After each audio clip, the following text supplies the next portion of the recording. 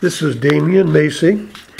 It is Tuesday, October the 13th of 2015, and I'm representing the Friends of the Marshall Public Library and our Oral History Project. And with that today, I have with me Leland Shumaker here at the library. And with that, I'm going to introduce you to Leland and let him tell his story.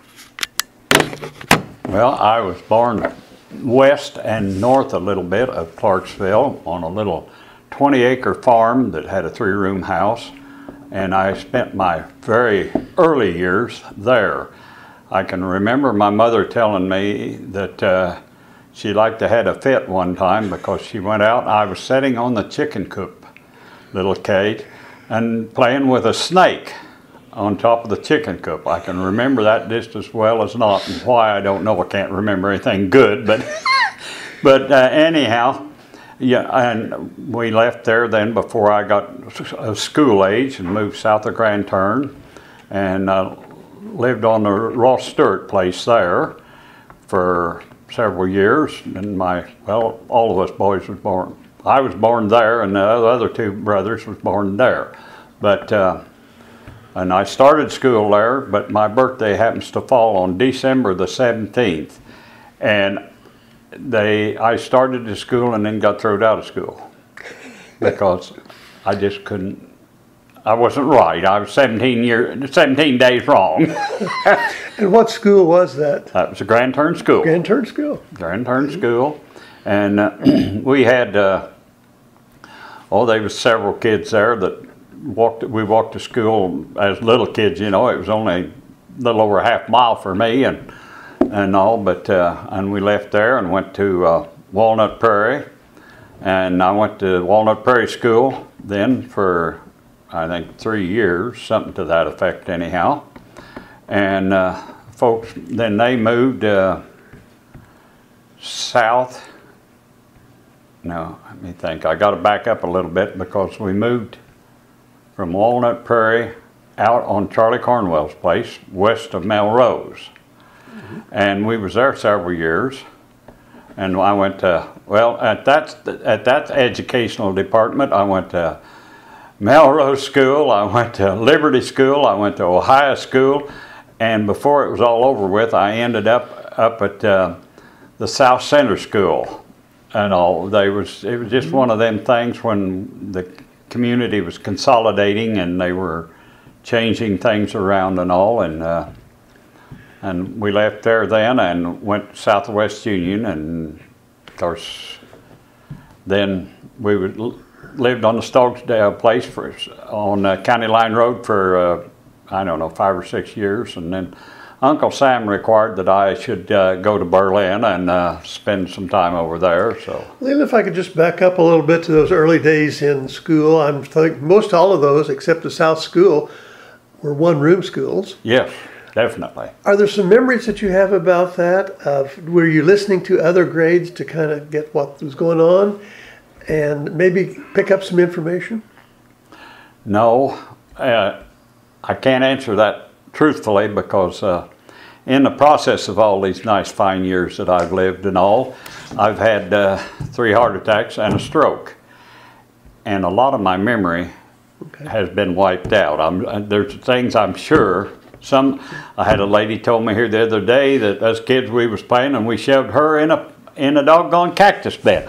I do not remember that. Ouch. I'm not saying I didn't do it, because as a youth we've all done things that we sure wasn't very proud of.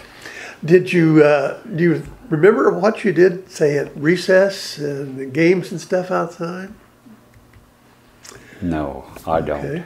We probably hide and seek and probably drop a handkerchief or something or another, you know, and it was nothing kids back then, those days, could have a good time without having $5,000 worth of toys in their hands to do it with. And you look at the schools now, there's all kinds of stuff out in the playground. When I went to school, there wasn't much of any of that. And that's why coming back to your schools probably didn't either. I think the Ohio school, we had a swing and the Liberty School, we had a swing, but the Melrose School did not have a swing, and the Walnut Prairie did not have a swing, as I remember right. You know, you were just pretty much on your own. That's all it was to it. But you found something to do. Oh yeah, yeah. Well, back then kids interacted with one another. It wasn't like today. You know, how big a computer have you gotten? What do you do with it, and all that stuff. You know, back then we instigated our own good times, so to speak. That's maybe putting it a little harsh, but it's just reality. That's what she did. Yeah, we didn't have a choice on that, you know, and so things went pretty smooth back then. I think we had a good time. But actually, I hate to say it, but I think we had a lot more fun at recess then than the children do today. I think so. Because, okay, the teacher come out, he supervised 8 grades, or she, whichever one it was, whether it was Dean Thompson or Glennie Berger or Madge Buckner or any of those, but they all, you know, and had a good time. So you had Glennie Berger as a teacher. Oh yes, Glennie, and Madge Buckner, and Dean Thompson, and of course about all of those fine folk have slid away on us. Glennie Berger was my 6th grade teacher. Oh, she was. Oh my, I didn't know that. But she was quite a gal. I enjoyed Glennie. Yeah. Her and Fred. I never will forget the day, and this here's kind of one that you may chuckle at, but she was teaching at West Union, and Fred took her, and he'd bought a brand new Hudson. And Fred was pretty proud of that new Hudson. I remember that. It was blue. Yeah. And he took off there at the stop sign there at Route 1 and West Union, there by the restaurant, floorboarded it, and took the rear end right out of it. And Glennie was a whole lot less than a happy teacher. You had to know Glennie to really appreciate her and all, but I think it took Freddie probably several weeks just to get back in the house, maybe. Well, I didn't interrupt, but I just some of those things with schools and all is quite a part of our past. And now you said Uncle Sam tapped you on the shoulder. Yes, to be exact, he was real generous. 23 years of age was the deadline back then for draftees. And my 23rd birthday, guess what I got in the mail? Yep. You get to go to the Army. So I spent my time at Fort Leonard Wood, Missouri, and that was a miserable time in January and February and March, I'm telling you. I was there during those months also, and it was rotten. Yes, putting it in very mild. It was rotten. Crawled through ice, mud, and snow as a combination on your basic training, and I left there and went to Fort Sill, Oklahoma, in an artillery unit. That was a pretty nice outfit, really. I got to be honest with you.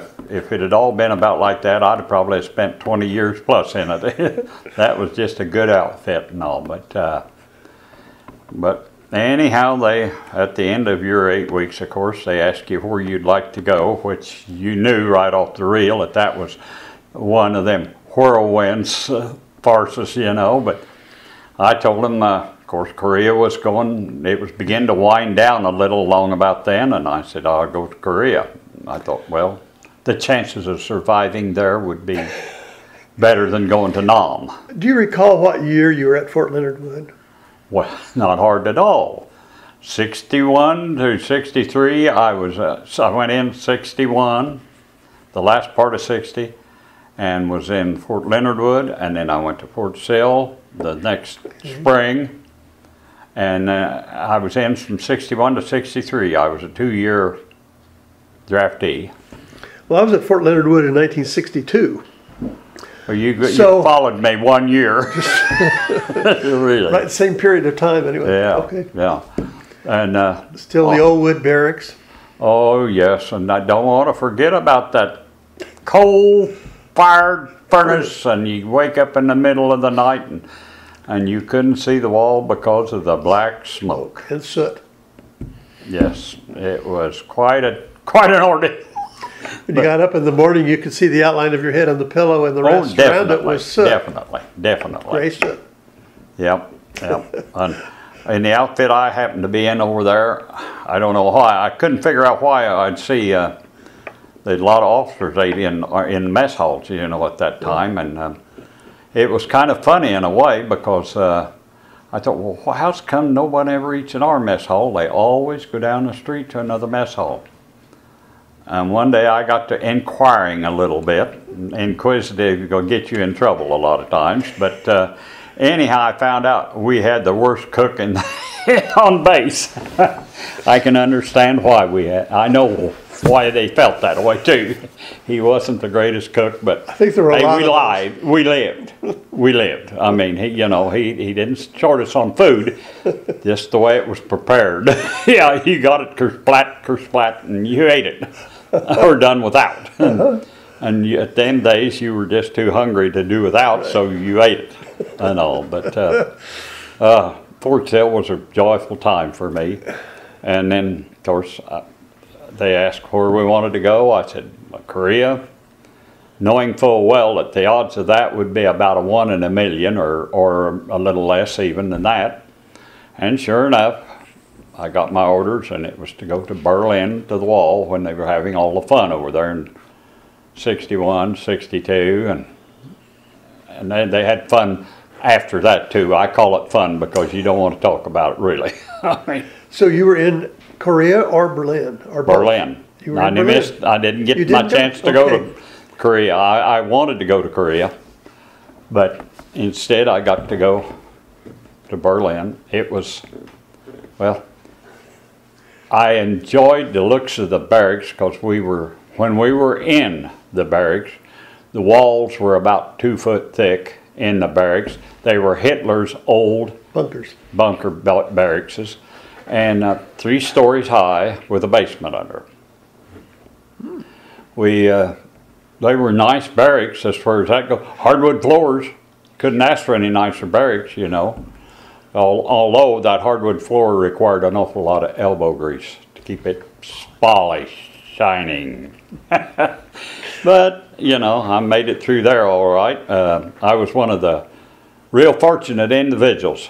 When I went in, I got issued an M1 at Fort Leonard Wood. And when I left Fort Leonard Wood, I went to Fort Sill, and I got issued another M1, of course. Along with, before I got out of there, I got issued an M14. So I qualified with both of them. I go to Germany and I get issued an M1 to start the things all over again. In about 6 months, I got issued an M14. About 8 months later, I got issued an M16. So I qualified on all 3 of the soldier rifles. Could you take one of those apart and put it back together today? Probably not, but back then you could throw a blindfold me and I could take them apart and put them back together with the greatest of ease. Mm-hmm. And the thing that kind of amazes me, I come back here and they asked me for my serial number, and it's just real easy to say US 55, 65, 92, 90, and they look at me, what's that? That was what I ate by, what I got paid by, what I went to the doctor by, everything. Now then, you use your Social Security number. So things have changed considerable in the armed services and all. And did you get a chance to do any touring and visiting around Germany or not? Or was it all in the base? We were all over Germany because every time somebody threw it around up there on the Berlin Wall, we bugged out to a different area. Oh. Hornsfeld, Wildflicken, Weinsfeld, and a half a dozen other places.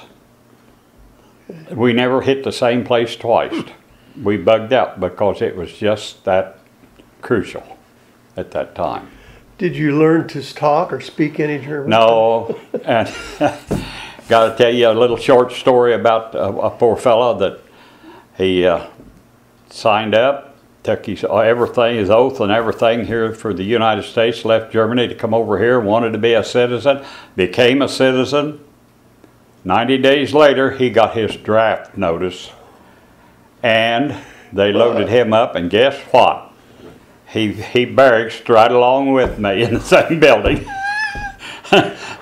Now we utilized him to the fullest. Of course, we wanted something downtown. he could go downtown and the MPs would roll up to him and stop him and nix for staying, nix for staying, nix for staying. They just talked to him and they just was sure he was a soldier, but he would never fall from the nix for staying. And he spoke his German. Well, he'd ought to. He was born to German. He had it all. Did he have any resentment about being drafted? No, he didn't, because number one, he was drawing a lot better pay than what he was making when he left over there. It was money at farm. Along with that, he'd been a soccer player when he was in Germany, and of course he TD-wide soccer fan. So very little artillery work did he do. He was one of those TD wires, you know, that no one really liked because they never was there to pack their duty. But he was a nice guy. And I wish now, and have for many years, that I'd had him teach me some German.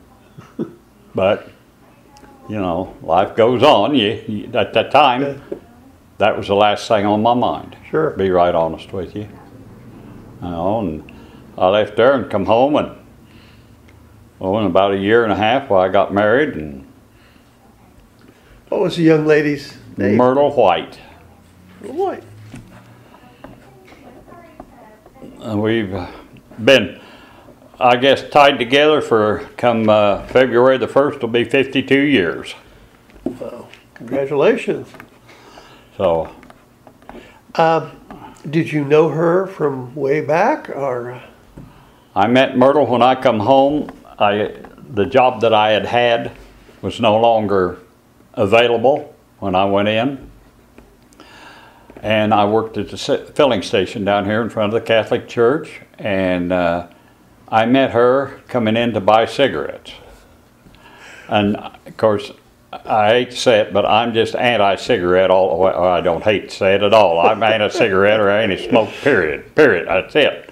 You don't smoke in my house. You don't smoke in my vehicles. I just do not talk. I watched my dad die from tobacco. I watched my father-in-law die from tobacco. I watched two uncles die from tobacco. And I am not a tobacco fan and all. But that's how you met her, though, huh?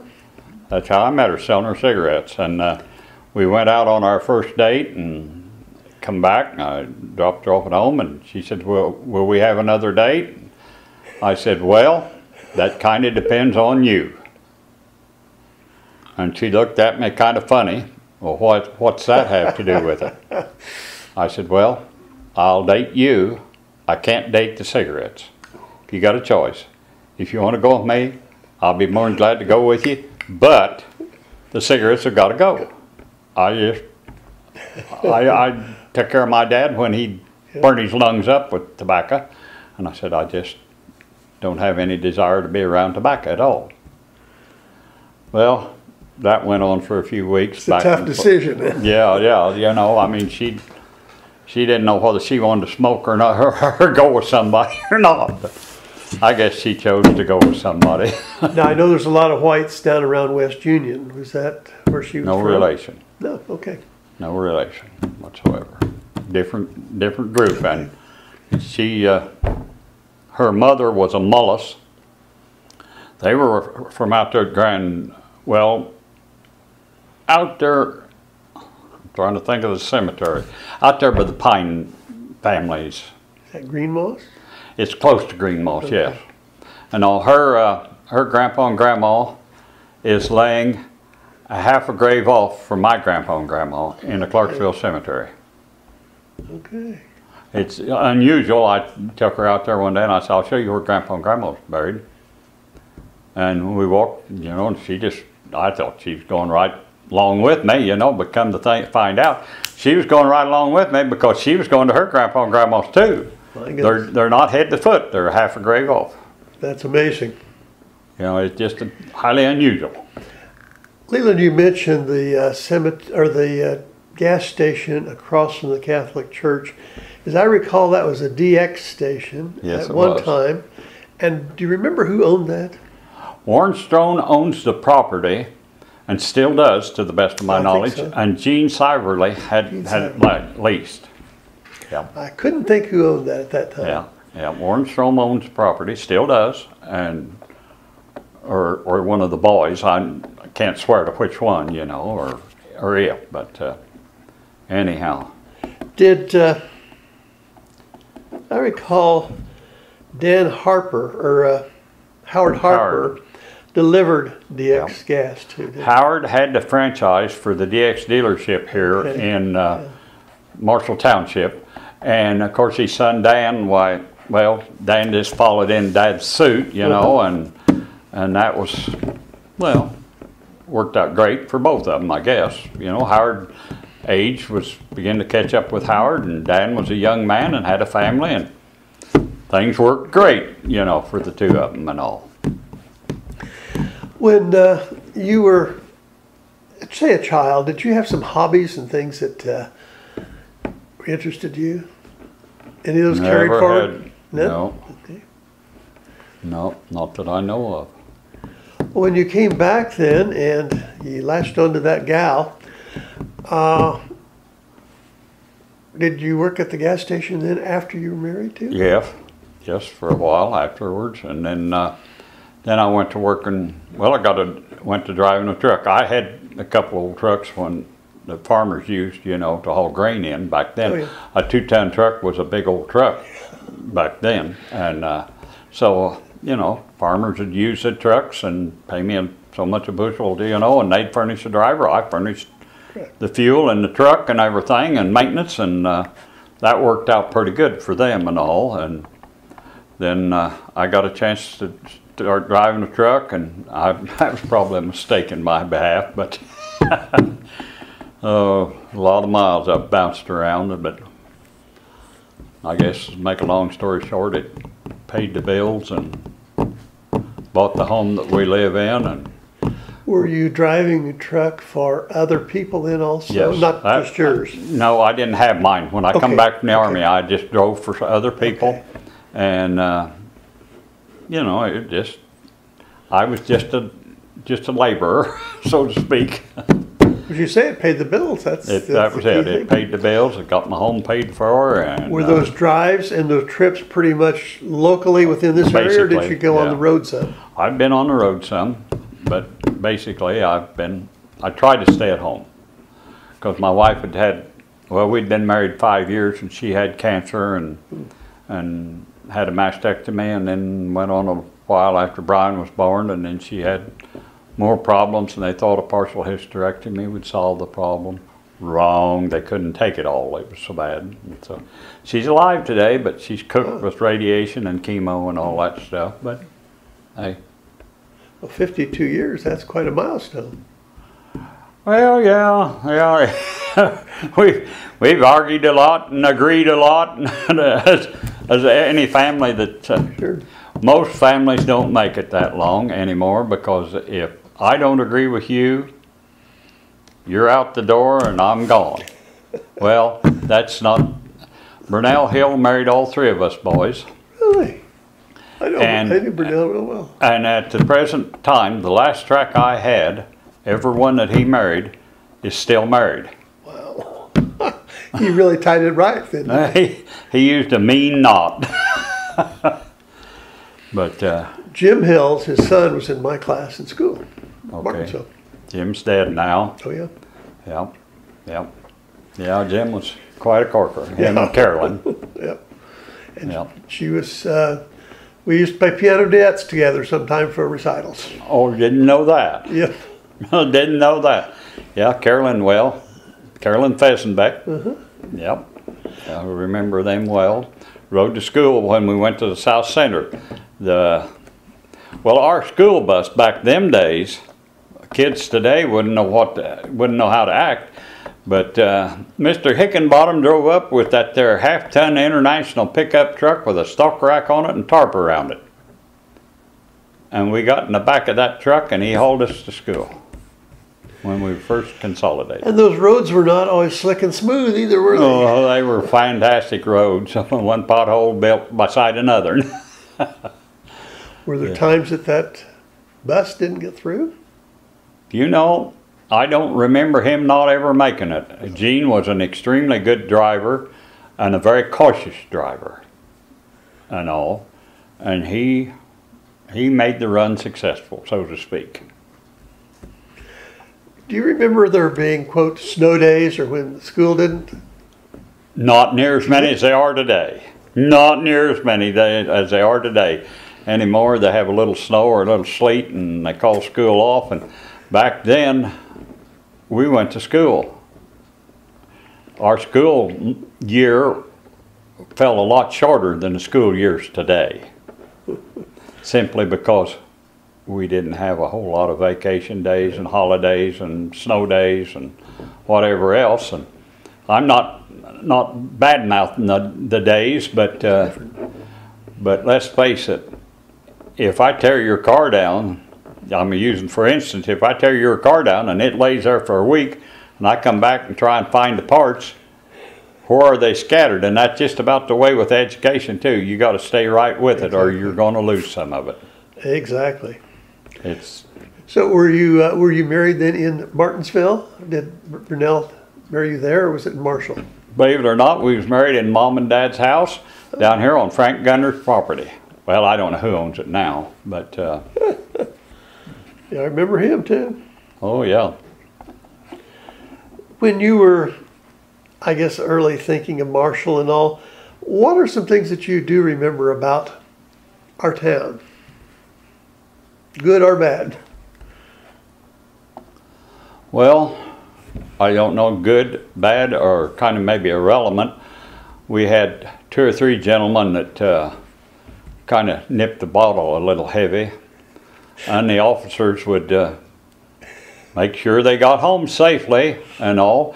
I suppose you'd have to call that good citizenship, for lack of anything else, you know. But I know that they got them home, and I'm sure their wives appreciated. Sometimes they did, sometimes they didn't, but then that was beside the point. The point was they got them home and all. And at those days, there was a grand total of 5 officers on duty. There was 5 officers, period. Yeah. And we have considerable more than that now on duty. As I recall, there was about a 1941 Chevrolet police car with a great big siren spotlight on the top, and that was the only vehicle I think that the police department owned. One vehicle back then, and now then I think we've got 4, maybe 5, I don't know for sure. But I guess there's more risk today too with things going on than there used to be. Yeah, the high speed, I watched the news, well, it was yesterday morning, and they had took this individual to jail at 116, I believe it was 116 mile an hour or 15 mile an hour. I saw that. And I thought, man alive, back in my day, we didn't have any. Go back. You know, 50 mile an hour, you was a flying.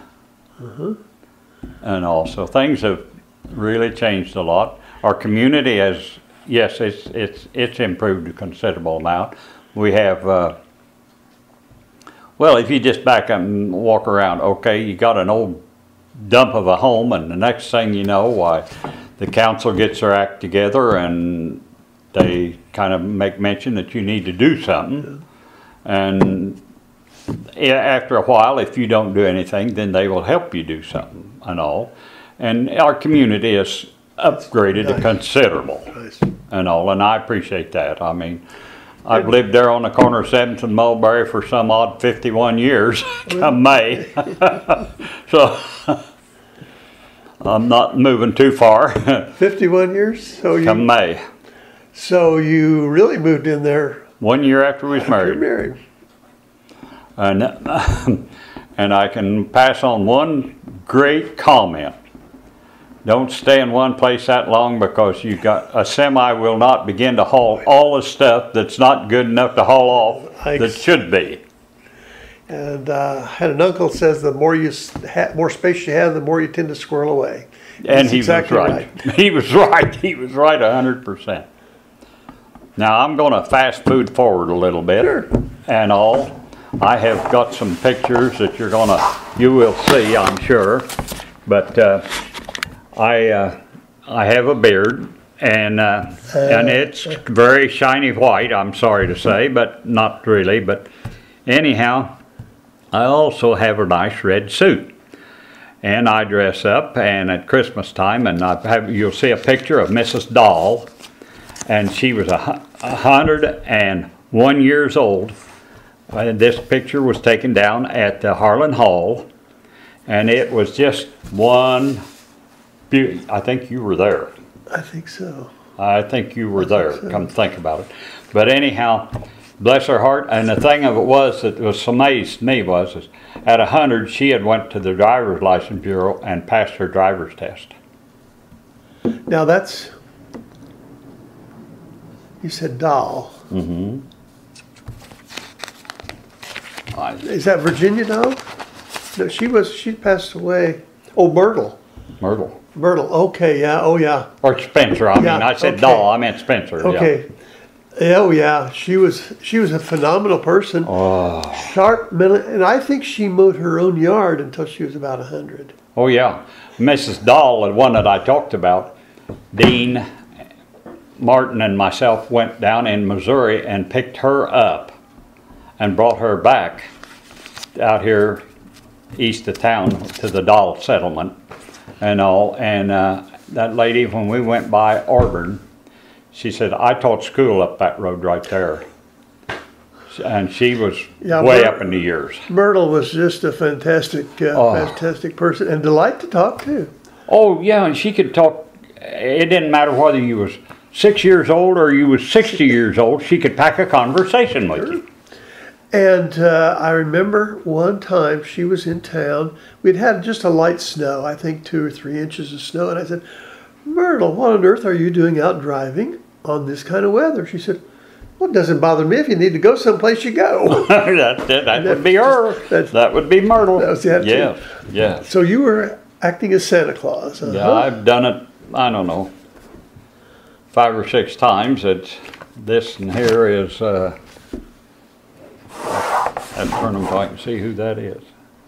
This is out at the nursing home, if I remember right.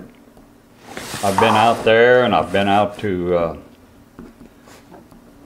I've been Harlan Hall. I've been out east of town there at Hollybrook, and the thing with Santa Claus. Do you ever do it with school with the kids? Yes, I have. I've been to the South School, and I must be quite frank with you.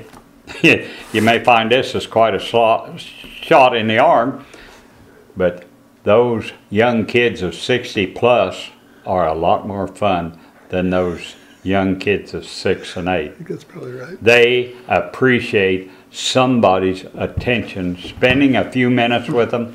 When I go out here to the nursing home, I make a point to hit every table and every individual and have a word or two. I've had a young man that would be my elf, and he packed the candy sack, and a lot of people are diabetic, so you have to be careful.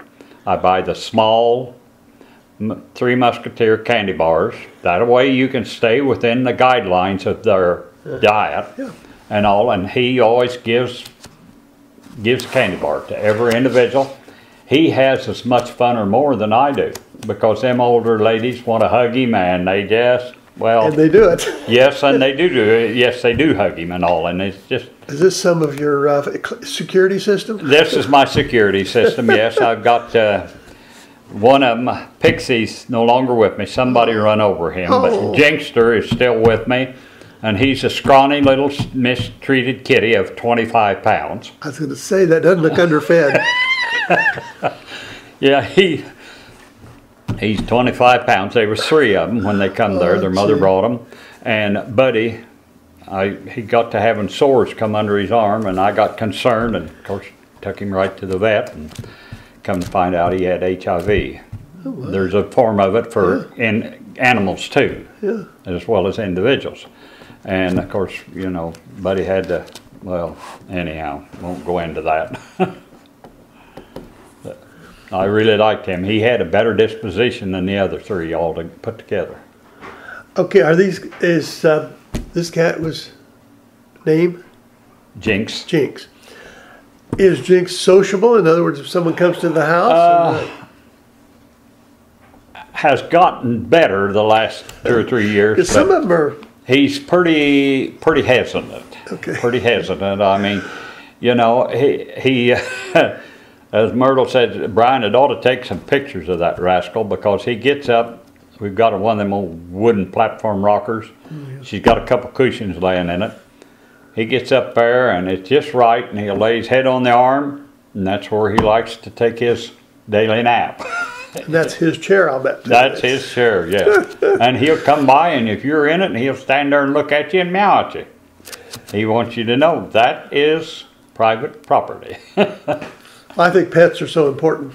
Well, it is a proven fact, and you know it as well as I do, that the families that have pets have a better social life than the families that don't have any pets. Mm-hmm. It seems a little hard to believe, but not really if you back up and think about it. And I think everyone who has a pet appreciates them, but people who have never had a pet just simply can't understand your love or your desire to have a pet. Yeah.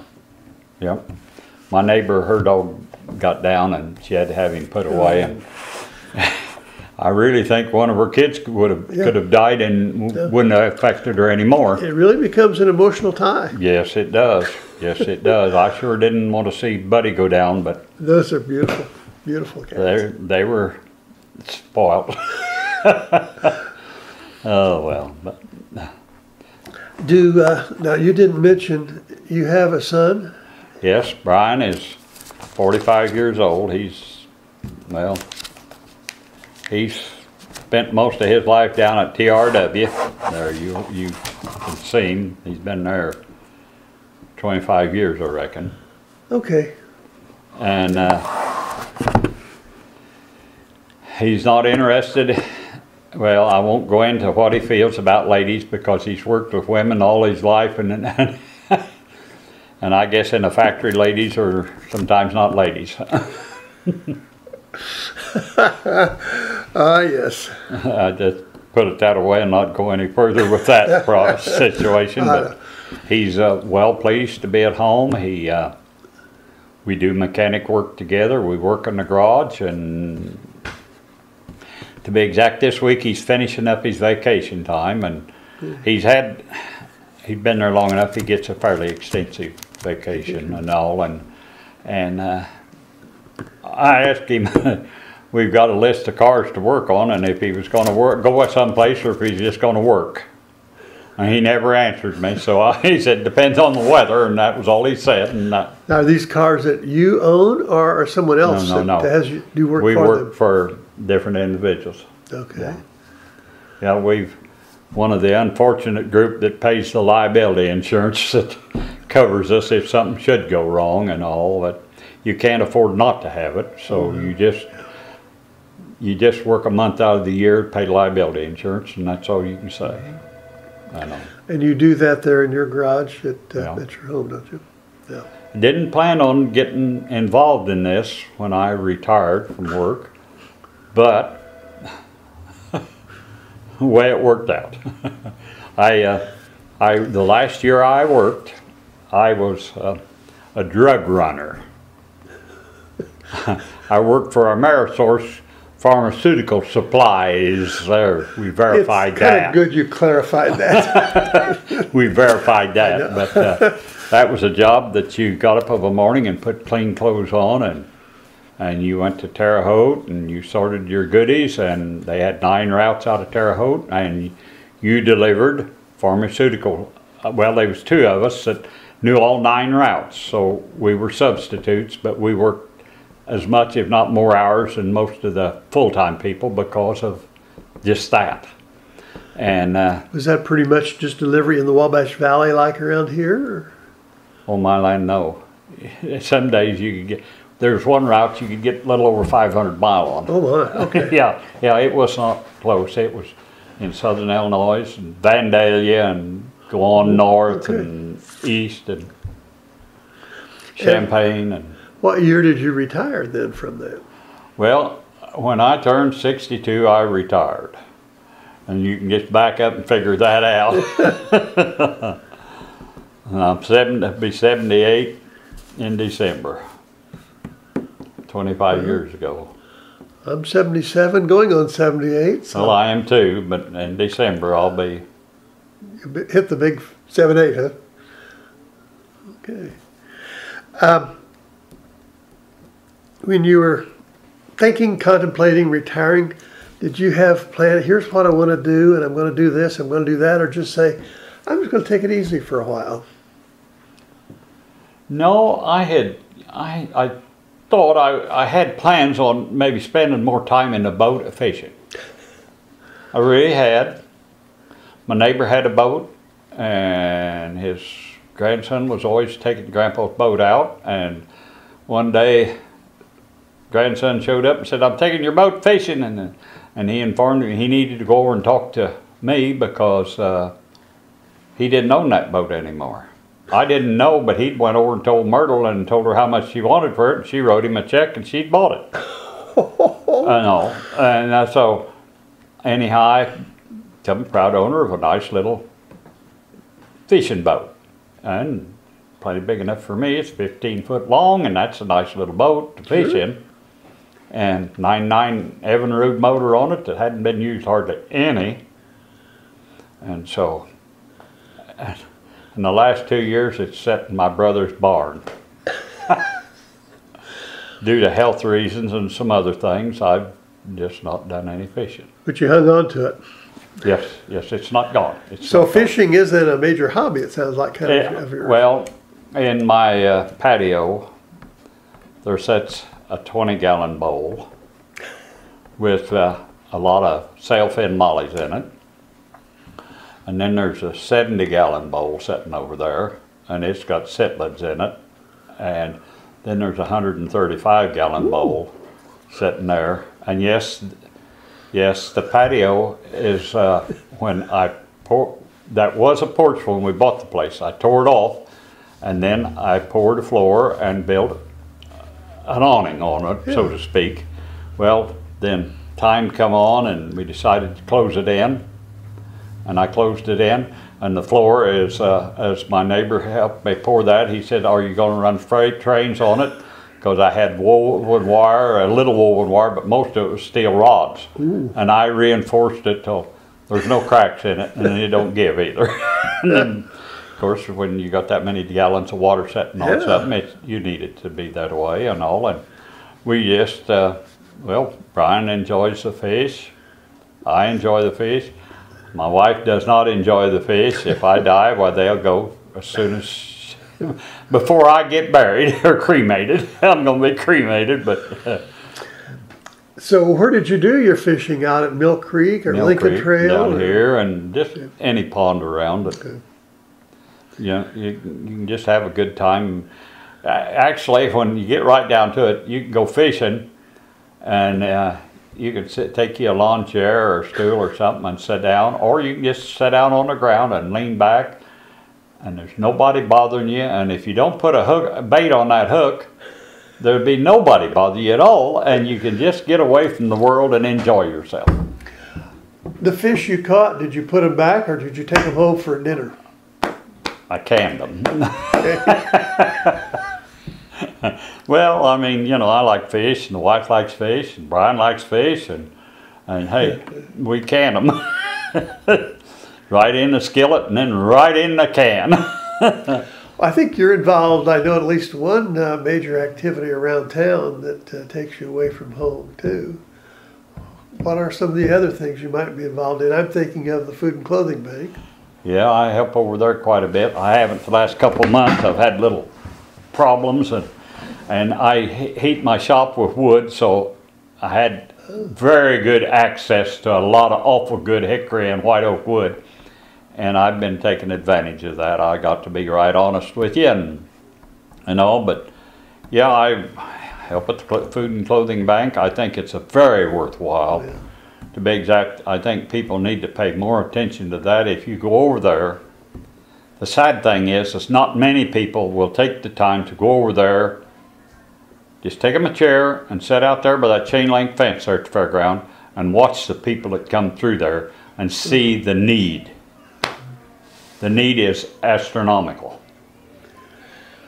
And my wife and I, as you know, have been helping out there Yes. too. We were out there yesterday, and it's amazing though, the number of high quality, and I call them good things, that are donated there that make available for the people. So the yes. community is very generous in providing the needs. Oh, too. yes.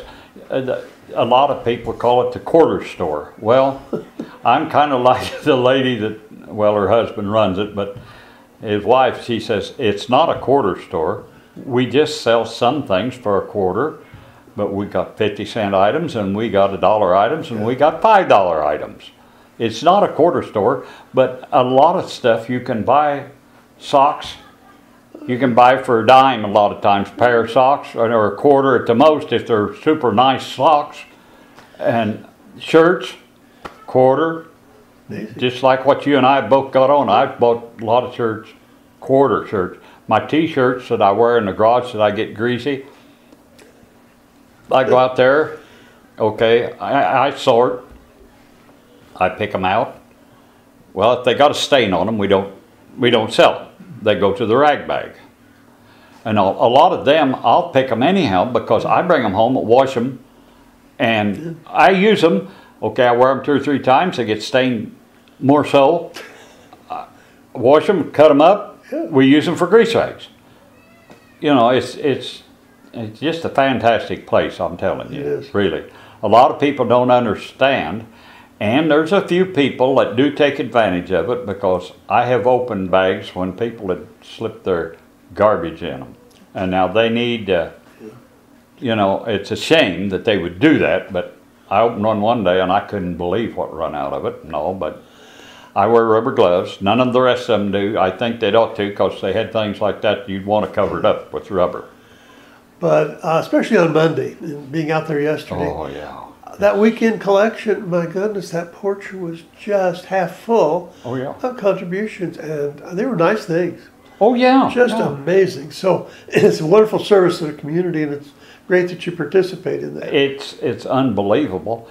I bought a nice leather jacket for $5, and I know it was probably a $150, $200 jacket if it was that cheap. If, you know, so it was just. Well, it's just, like I said, I don't mind donating my time. It's from 9 to noon, and I'm usually there. When I'm working, I'm there at, well, there's Jeannie Spittler and Robin, good land, O'Rourke, and,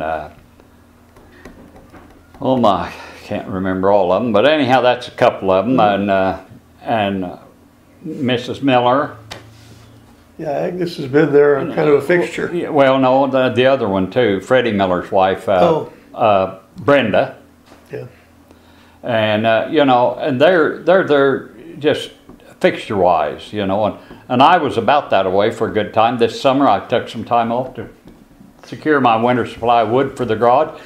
The reason I heat the garage is number one, the mama cat spends the winter in the garage on a lawn chair in a nice big fluffy cotton bag that's made for animals to sleep on. And number two, it's nice to have a garage for Brian to go to work. He can go out and go in, it's warm, and go to work. Hey, Yeah, the car start. hit the key and out the door he goes and all. So, you know, we take, well, I tell people I heat the garage for the cat. They look at me like, heat the garage for a cat? Well, like cat, hey. Why not? Yeah, why not? Because you open the door, there's a cat hole there, and you watch where you step, because if there's a mouse come in there, he'll be laying right there. Very dead. Very dead, but he'd be laying there. You never see a mouse in the garage. It's quite a mousetrap then. She's a fantastic mouse Well, trap. we missed you at the clothing center, and also I'm glad to hear the reason why you haven't been there. Yeah, I've had some problems, and then I'm trying to take care of other problem that would be a problem if I didn't have heat for the winter. Would you say there's someone in your past that has really influenced you? Well, yeah. I already told you his name. He married all three of us boys. Purnell. Okay. He was the type fella. I worked for him as a kid some. Okay. And we were putting a new roof on a sheep barn shed out there. And he bought some second steel tin. And it was cold. It was spitting snow that day. And he missed that nail and caught the other nail on his left hand. And oh man, he moaned and groaned a little bit, but that was as far as it went. Well, the third time he still moaned and groaned, but he never swore. But the blood flew everywhere. But you know, I always thought, if a man can take that kind of punishment and all, you know, bless his heart, he's a man to look up to. You know, not just because he married us, but he just was a man to look up to. He and my dad were very good friends too. Well, I don't doubt that, yeah. Is there a historical or something that's happened in the world that really you say, boy, that was just such an impact, something in some historical event or something that's happened that you really remember or had an impact on you? We've had so many of them in the last 15 years that it causes me. I go to church come Sunday morning unless I'm sick. I will not go if I'm sick. I don't want to share whatever I've got with anybody. I'm piggish. I want to keep it to myself. But I hate to say it, but I think times is really, it's got to be getting closed. I can't help but feel that way. I read the book of Revelation, you read the book of Numbers, and both of them will just,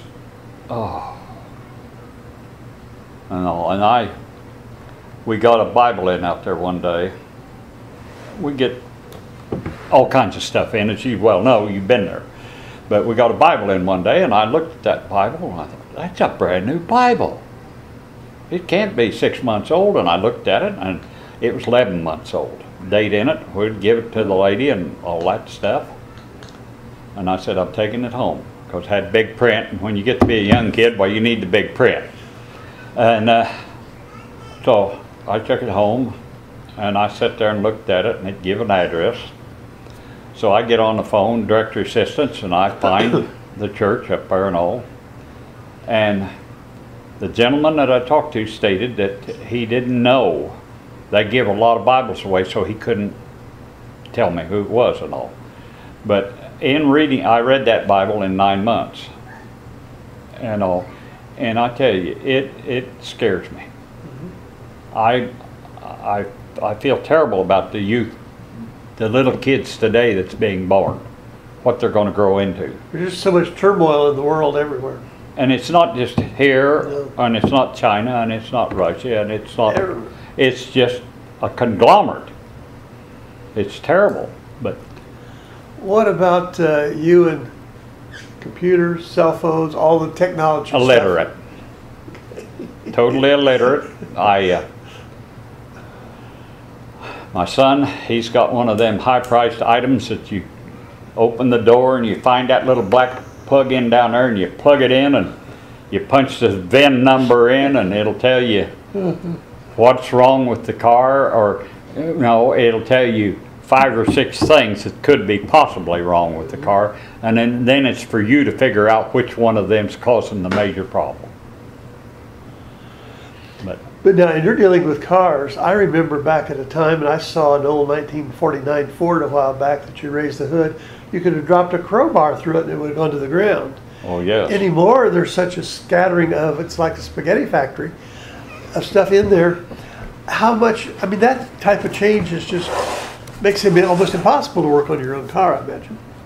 Yesterday, a gentleman out east of town brought his Toyota in, and he says, I have a headlight out. Okay, that shouldn't take too long. I changed a truckload of them. And I got to looking, and I looked, and I looked, and I took stuff off till I could see where the back of it was and all. And finally, at last, I called Mel down here at the body shop. I said, Mel, how do you get into that thing? He said, have you got the front of the vehicle off yet? I said, no, I've got the plastic off the bottom of it. It's all that you have to take off to get to the mounting brackets for that part. He said, you got to take that off too. You take the whole front. Now, this was a 2008 Toyota, a nice vehicle. And I proceeded to break the plastic all loose. And it just plugged in. I mean, it just snap on. Took all that off. Took 3 bolts out. Lifted the headlight bracket out. Put the new headlight in. Back in. 3 bolts that holds the bracket in. And proceed to put all the plastic back on it. I was a half a day screwing around with that stupid thing that I normally, I figure on 15, 20 minutes and 30 minutes if it's a booger. And this one was, I spent a half a day, and the guy was sitting right there with me, and he commented, I don't know how in the world you can keep your cool, because he was about ready to take a hammer to it. Well, I think people don't appreciate then the cost. And obviously when things are so complicated, some things you can't even work on anymore. You just put them in the trash and go buy a new one. This is very true. And I think we're in a throwaway society that I hate.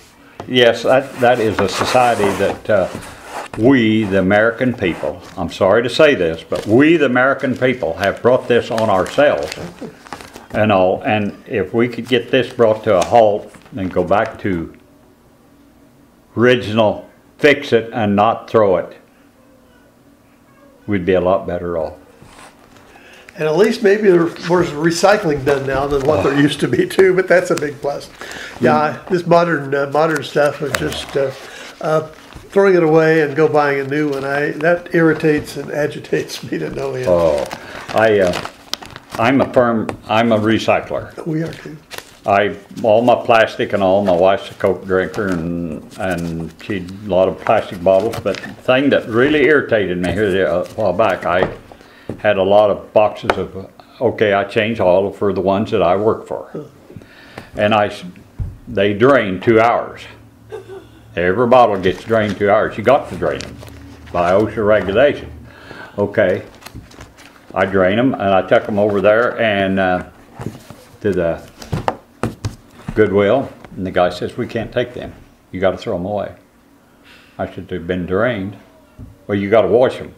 I said, no, you can't wash them. I said, you come over to Marshall and I'll show you an ordinance that says you don't wash oil out and flush it down the drain. And he stammered and stuttered a little bit. I'll throw them away for you. Well, that's all right. He can throw them away, but I'm not. We got plastic laying everywhere. Animals dying over getting their head caught in pop bottle containers and the lakes and oceans too are a real problem with the plastic and straps that hold the bottles and stuff. All that. Pathetic. Leland, it's been a real delight talking to you today. Well, thank you kindly. And I'm going to ask you one final question. I usually ask this of most people. If you were traveling off somewhere, and maybe even another country or even another part of the United States, and you said, I'm from Marshall, Illinois, and someone said, where's that, or what's that all about? What would you tell about Mount Marshall and why they might want to visit here? Well, I'd have to tell them it's sitting right about in the middle of the country. Come right south off of the lake, come south and you'll find it down there before you get to Kentucky.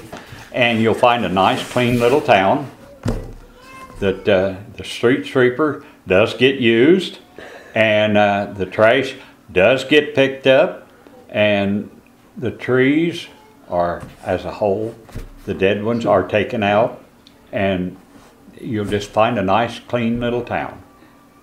That's well said. Well, it's the truth though. It's the sad thing of it. I've got, back in my years of driving a truck and all, you could see some places that's Oh, staggering. I think one thing to people that visit here, one of the early comments is it's clean and people seem to take good care of their properties. Yeah, yeah, yeah.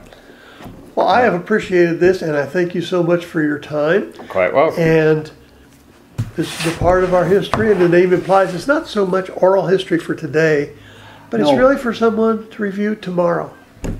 It could be, you have children and will have grandchildren, probably have grandchildren. I won't have from all indications and all, but hey, you know, it's a sad shame that we don't teach history in school anymore. And some schools have even gone away from cursive writing. Yes, I heard that here the other day too, and Unbelievable. I print because I'm, Well, I read and I some. take medicine to help, or otherwise I'd be in a major problem. We appreciate it so much, and thank you.